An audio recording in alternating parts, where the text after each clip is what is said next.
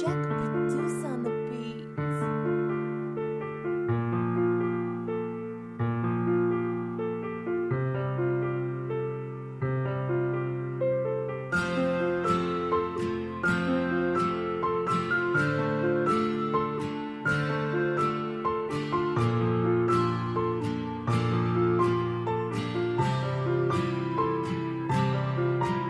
ย้อนอายเป็นคนแบบนี้ก็เลยสู้ฟังหัวใจแค่ย้อนให้เป็นแบบนี้บ่มีผู้ใดรักให้อายเองทนใจบ่ได้สิฟังเจ้าไปแต่อายสิตอบเรื่องเจ้าอยู่ใจใครหากเจ้าสิเกลียดกันอายบ่ว่าอีหยังก็พอสิหูอยู่ดอกว่าอายมันเป็นกระสังอายเป็นคนบ่ดีอายสุสาสุบีขี้เหล้าเมายาและอายเป็นคนบ่ดีอายก็หูดีว่าเจ้ามีเขาอยู่ข้างกายอายก็หูดีว่าเจ้าหากเขาอยู่มากมายใจอายมักเพ้อไปใจอายแอบคิดไปแอบคิดว่าได้เจ้ามาเป็นคู่ใจ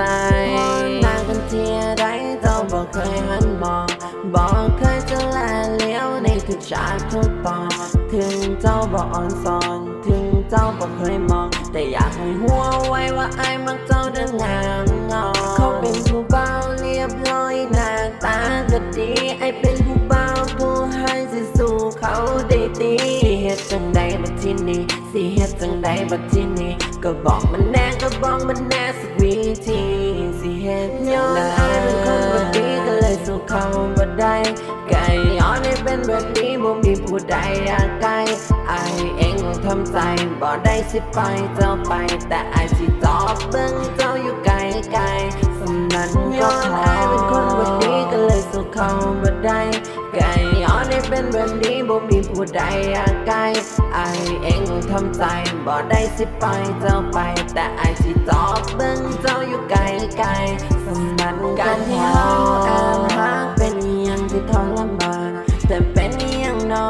หัวใจยังต้องการถึงเจ้าสิมองผ่านและเจ้าบ่มากก็ตามขอโทษที่มักไปเห็นให้เจ้านั้นรำคาญเพื่ออายบ่ได้เจอจะดองเลยปลอบใจเจ้าของทีหนึ่งก็เป็นบ่ได้และบ่ได้ฮอดที่สองเป็นบ่ได้เฮาตัวสำรองมายังเฮาก็แค่มองเฮาบ่มีวาสนาสิได้นางฟ้ามาขอบ่ว่าสิเป็น Facebook หรือว่าเป็น Instagram อายก็ตามกดไลค์ให้สุดเศร้าสุดแลก็ใจอายมันมาแค่อยากให้เจ้านั้นเป็นแฟนก็อยากให้เจ้ามาลองคบอายจะเทื่อบังแน่คำแพงเกิดเป็นใจอายมันบังโตเจ้าข้างอีเลสิเฮ็ดจังใดจังสิได้ใจเจ้าละบัดนี้สิเฮ็ดจังใดบัดทีนี้สิเฮ็ดจังใดบัดทีนี้ก็บอกมันแน่ก็บอกมันแน่สักวิธี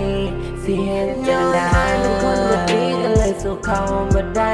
ไก่ย้อนให้เป็นแบบนี้บ่มีผู้ใดอยากไกลอายเองทำใจบ่ได้สิไปเจ้าไปแต่อายสิตอบเบิ่งเจ้าอยู่ไกลไกลสำนันย้อนอายเป็นคนบ่ดีก็เลยสู้เขาบ่ได้ไก่ย้อนให้เป็นแบบนี้บ่มีผู้ใดอยากไกลอายเองทำใจบ่ได้สิไปเจ้าไปแต่อายสิตอบเบิ่งเจ้าอยู่ไกลไกลสำนันก็พอ